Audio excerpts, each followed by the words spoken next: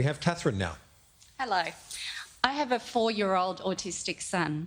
We are grateful to receive funds through the NDIS, but I've heard many stories of people having their funds cut recently under the current government, including our own. I've been told to give my son the best future I should vote Labor.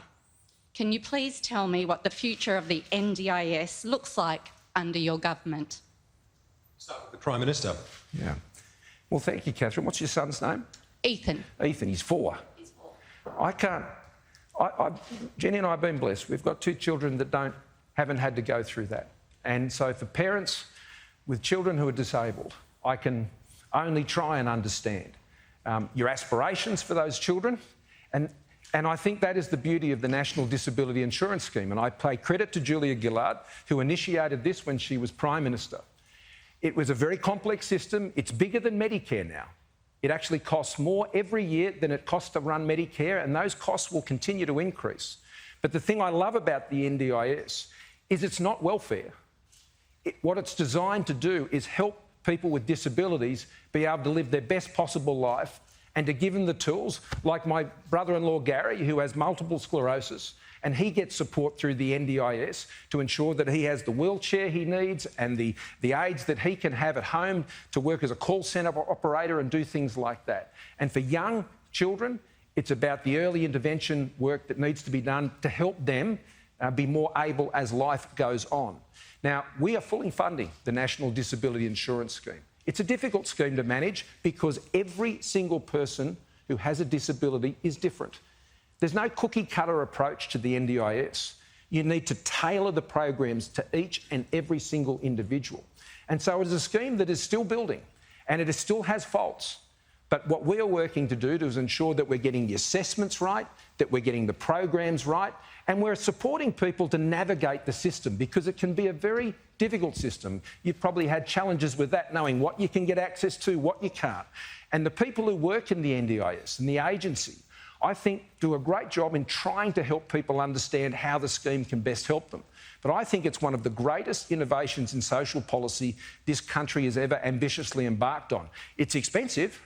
It's more expensive than Medicare, but I believe it's worth investing in. Catherine, you happy with that response, or is anything you want? I'm interested in the funding cuts. You talk about early intervention. So before he's 5, he should have the most intensive treatment. Yet we've had our funding cut by 30% at his first review with no reason why. So I can't access that intensive therapy. Well, I'd be interested to know the specific case that you're referring to, and I'm happy to get those details after. As you know, assessments are done along the way. It's a large program, and we're trying to ensure that the support that is being given is well targeted, and we're able to provide support to many thousands of people who use this scheme. But I'd be happy to look at and have my ministers also look at your case. Catherine, we'll do that after the forum. We'll come and find you and put you in touch. Mr Albanese, your response on this? Well, thanks very much, Catherine, for sharing your story of young Ethan and the challenges that he faces with funding cuts being imposed on him. Unfortunately, Ethan's story isn't an isolated one. There are parents, and every member of Parliament is getting constituent representations from people saying, I have had a family member's funding cut. I met in Canberra with Bill Shorten, one of the architects of the NDIS. It was a proud Labor reform. It's always Labor that does the big changes that make a difference to people's lives, make sure that people aren't left behind. And the NDIS is one of them, a proud Labor reform that we will fix.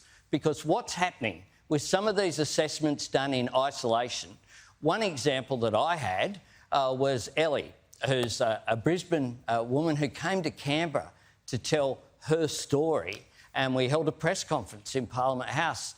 She needs a colostomy bag. And part of the assessment that she had was that she could reuse colostomy bags rather than be given new ones, just wash them out. Now, that places, because of her health condition, her health potentially in acute danger because she's susceptible to infection, and the end-up cost is even more. So if we're sensible about this and get it right, one of the things about the NDIS is that it certainly isn't welfare. All of the analysis shows if you allow everyone to participate in society, you'll get better outcomes, obviously better social outcomes, but you'll also get better economic outcomes as well. Catherine, thank you so much. Mr Albanese, Kieran, just before you go if you on can top of quickly, that, please. Anthony's right. It's a great reform. As I said, I acknowledge the work of Bill as well as Julia. It is often Labor. They started Medicare as well. But it's always the Liberals and Nationals have to work out how to pay for these things. And that's what we've done over the last 8 years. Now, I make this point very importantly because I said at the start that this election is really about the economy. And if you don't have a strong economy, then programs like the National Disability Insurance Scheme, just like the Pharmaceutical Benefit Scheme when Labor were in power last time, they couldn't list medicines because they couldn't manage money.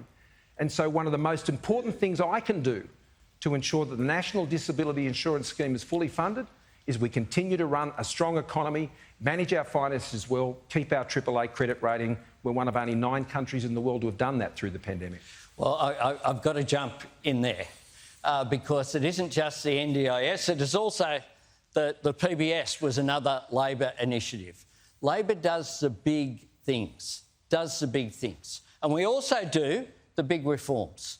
And what the Prime Minister has attempted to say there is we have an issue paying for things. Well, if you look at the big economic reforms, we just went through 3 decades of consecutive economic growth because of the Hawke-Keating reforms that happened. We then went through the global financial crisis better than just about any economy in the world because of the actions of the Rudd and Gillard government. And while we were doing it, we did the NDIS, we did paid parental leave, we did a fibre-based national broadband network. Labor does the big reforms. And we just had a debate before about renewables and electric vehicles. This government have held us back. You can't be scared of the future.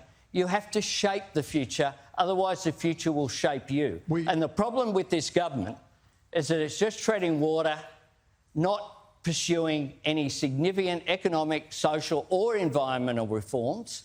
And if we continue down that track, things will just stay the same. I think we can have a better future.